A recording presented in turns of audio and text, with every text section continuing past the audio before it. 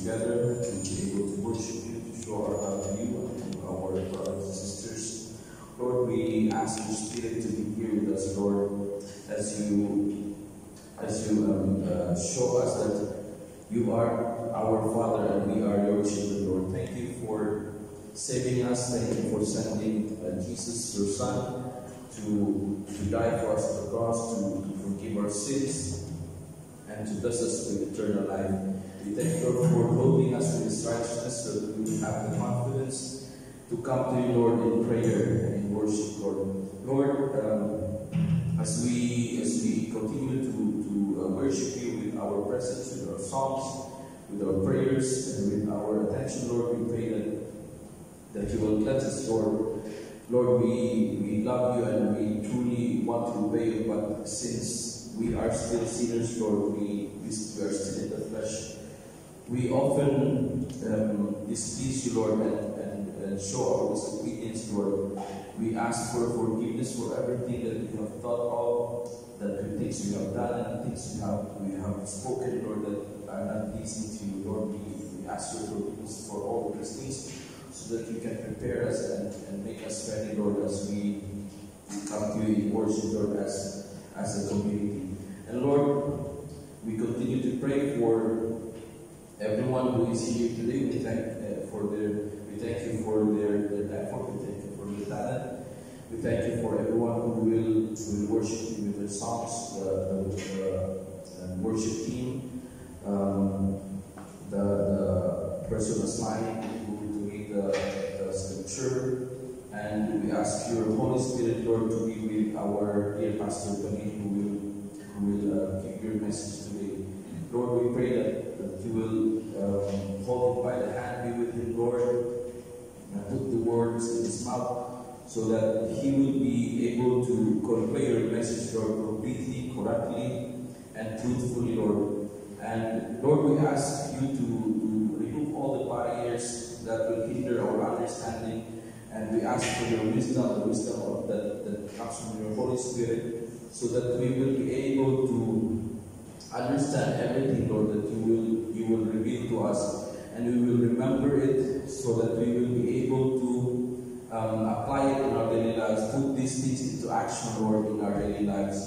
Lord, we continue to pray that as you graciously saved us from sin and death, we ask you to enable us to be fruitful servants of your church, to be fruitful Christians, and worthy to be called your sons and daughters. Lord, only you are going to be praised, only you are going to be glorified this evening. In Jesus' name, amen. Readings from the book of John chapter 3, verses 1 to 8. Now there was a Pharisee, a man named Nicodemus, who was a member of the Jewish ruling council. He came to Jesus at night and said, Rabbi, we know that your teacher has come from God, for no one could perform the signs you are doing if God were not with him. Jesus replied, very truly I tell you, no one can see the kingdom of God unless they are born again. How can someone be born again when they are old? Nicodemus asked, surely they cannot enter the second time into their mother's womb to be born. Jesus answered, very truly I tell you, no one can enter the kingdom of God unless they are born of water and the Spirit. Flesh gives birth to flesh, but the Spirit gives birth to spirit. You should not be surprised at my saying, you must be born again. The wind blows wherever it pleases. You hear its sounds, but you cannot tell where it comes from or where it is going. So it is with everyone born of the Spirit. This is the word of the Lord.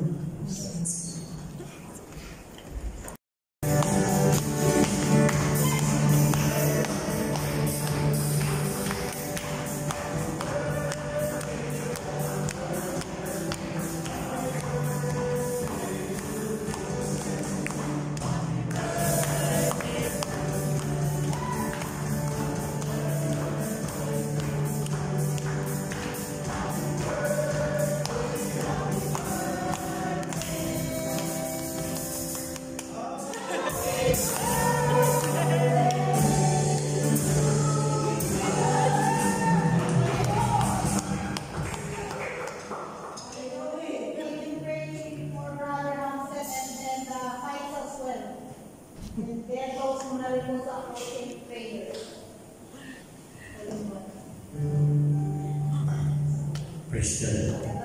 Ito po natin ang iyong kamay sa ating kapatid na dadaos na tayong arawan. Bukas, salamat po mga sa Panginoon Diyos na kami paano may sama-sama nagpupulas sa Panginoon.